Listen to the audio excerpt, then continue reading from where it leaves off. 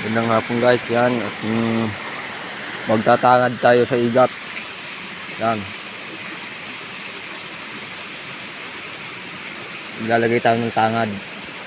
Baka tayo makahuli ng igat.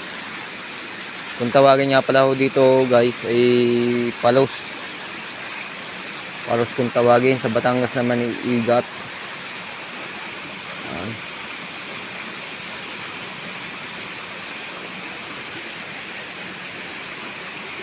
Yan guys. At lalagyan na ako ng tangad. Yan guys, yung lalagyan na yan, may butas ng isa sa ilalim.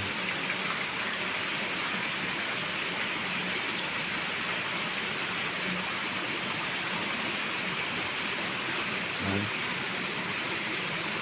Abangan nyo na lang guys bukas kung makakahuli guys.